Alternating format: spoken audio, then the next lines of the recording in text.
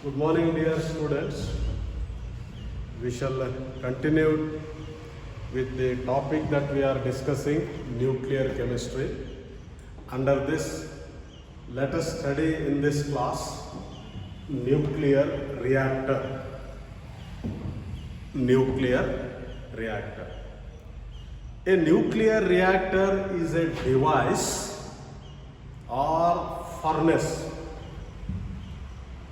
in which the nuclear fission takes place in a controlled way and the energy is released in a controlled manner.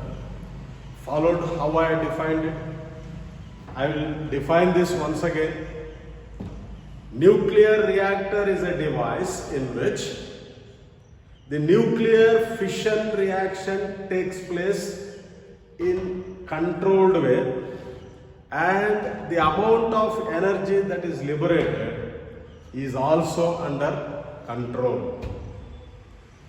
Now, what are the various compartments that are present in this nuclear reactor? The first compartment is core of the nuclear reactor. Now at the center of the nuclear reactor there will be a core. In this core we will have the first component of the nuclear reactor as fuel. So the first component that we have in the nuclear reactor is fuel. Uranium 92-235. Uranium 92-235 is acting as uranium fuel. The fuel in the nuclear reactor. So uranium 92-235 acts as a fuel. But in the earth crust, the availability of this fuel, uranium 92-235, is very less. It is 0.7%. 0.7% is available. That means it is very limited quantity. So we cannot take in a bulk amount and put that in the core of the furnace as a fuel. Therefore, uranium 92-235 is mixed with uranium 92-238. Uranium 92-235 is available in more quantity. So therefore, we mix this uranium 238 with what? Uranium 235 and we use that as a fuel in the form of rods. So fuel rods, we place them in the core of the nuclear reactor. So remember, enriched uranium is used as a fuel. What does it mean, enriched uranium? The uranium 92-235 is enriched with uranium 92-238 and is used as a fuel in the nuclear reactor. So remember here, only uranium 92-235 acts as a fission product, it acts as a fuel. Only thing is, I said, since its availability is less, we cannot take that in the form of a lump, more quantity, therefore it has to be mixed with uranium 92-235 which is available more, and we mix that and we will have that in the form of a rod. So this is the first component that is used in the nuclear reactor, that is fuel. The second one is, the second component that is used in the nuclear reactor is control rods.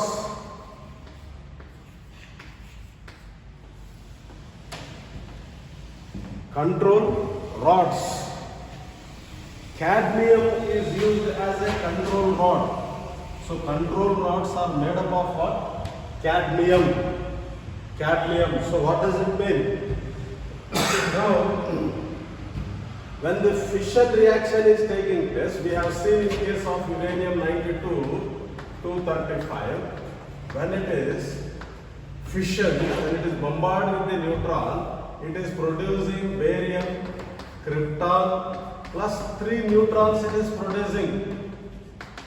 Is it okay? I have written this already. So 3 neutrons are produced plus energy. Now here, these 3 neutrons that are produced, once again bombard with 92 to 235, it's a continuous process and produce enormous uncontrollable amount of energy. Therefore, to control the amount of the energy that is produced in the nuclear reactor, we have to reduce the number of neutrons that are getting multiplied in the nuclear reactor. For that we use the control rods made up of what? Cadmium. So when we place these control rods, so these are control rods, right? When we place them in the core of this furnace, see here, if you want to reduce the number of neutrons, you can insert this. That is, we will insert this control rods inside the core. They will absorb the neutrons. I repeat, they will absorb neutrons. When they will absorb the neutrons, the fission will be less. When the fission is less, the energy produced will be also less. Suppose if you want more energy, then you pull out this control rods little bit outside. That means you are increasing the number of neutrons. When you increase the number of neutrons, more will be the fission and more will be the amount of energy liberated. So this is the second component, which is that control rods made up of what? Cadmium. What is their purpose? They maintain, they control the fission in the nuclear reactor. When you push them inside, they will absorb the neutrons and reduce the fission and less amount of energy is liberated.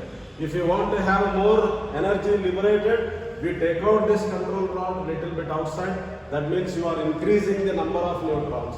Hence the fission will be more. Hence the more amount of energy will be liberated. Then the third component that is used in this nuclear reactor is a moderator. In other words, a reflector. Moderator or reflector. So the third component, I have drawn here the rough figure, right? The third component that is used is the moderator or the reflector. The word itself is indicated, it is reflecting something. What it is reflecting? When the neutrons are going away from this core of the furnace, when they escape from this, these neutrons will be once again reflected back to the core. Followed what I said? When the neutrons are going away from this, going out from this core of the furnace, so this moderator or the reflector will reflect back those neutrons into the core of the furnace. So therefore, the moderator, it reflects the neutrons to the core of the furnace. So the moderator that is made up of graphite. Is it okay? So we can use this graphite as the moderator. It can reflect that the neutrons to the core of the furnace. Is it okay? So followed the third component. The third component is what? Moderator or the reflector. What is its purpose? I said it will reflect the neutrons that are going away from this core back to once again what? The core of the furnace. So moderator is made up of what? The graphite. Okay. Then the fourth component that is used in the nuclear reactor is, now once the heat energy is produced inside, that heat energy we will take it out in the form of steam. That means we are going to pump the water inside. There will be coils, right? through those coils, we will pump through this inside the coil, the water will be pumped, and that water gets steam inside, right? So that means the next component is cooling compartments, right? Is it okay? Next compartment that is used in the nuclear reactor is coolers, right? In other words, cooling shield, it is cooling compartment. So we pump the water there, so we can use the ordinary water or the heavy water also they will use, D2O. So ordinary water is used as a coolant, and heavy water is also used as a coolant. Is that right? So the fourth component is, you can also say in other words, it is a coolant, right? So which is used as a coolant? Ordinary water, or you can also use as the heavy water. So when you pump the ordinary water inside, due to the enormous amount of heat energy, water gets steam, and that steam that is produced goes into the turbine, right? And the turbine in turn it is connected to the generator. So where the mechanical energy is converted into the electrical energy. Followed, so when this water gets steam, it is immediately passing into the what? Turbines, where there will be large blades. So they will start moving with enormous speed, and the mechanical energy that is produced, is it okay, is passed into this generator, where the mechanical energy is converted into the electrical energy. Okay, so the fourth component that is used in the nuclear reactor is what? The coolant, right? So what are acting as a coolant? Either ordinary water, or we can also use what? Heavy water. Then the fifth one is, this furnace is entirely covered with, it is covered with a thick concrete, 2 to 3 meters, right? Thick concrete. It is acting as a shield. Is it okay?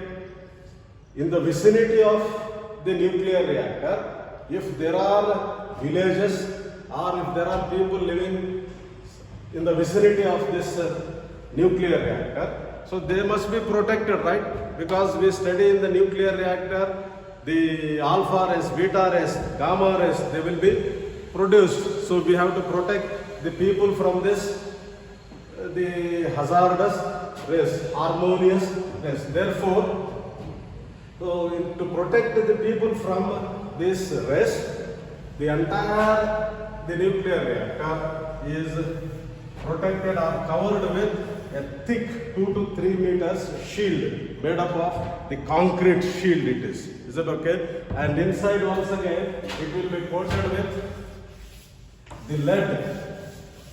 So if any neutrons or rays are escaping from this nuclear reactor, they will be confined back to the nuclear reactor. So the last component is what? The shield it is. Is it okay? The protecting shield, in other words. So protecting shield. So that shield is made up of what I said, 2 to 3 meters of thick concrete which is inside coated with lead. So if any rays are escaping, so they will be absorbed there or they will be directed back to the furnace itself. Is it okay? So these are the various components of what? The nuclear reactor. So what is the first component I said? Fuel. Which is the fuel actually? Uranium-92-235. Since the availability is less, it is enriched with what? Uranium-92-238. So they are taken in the form of rods.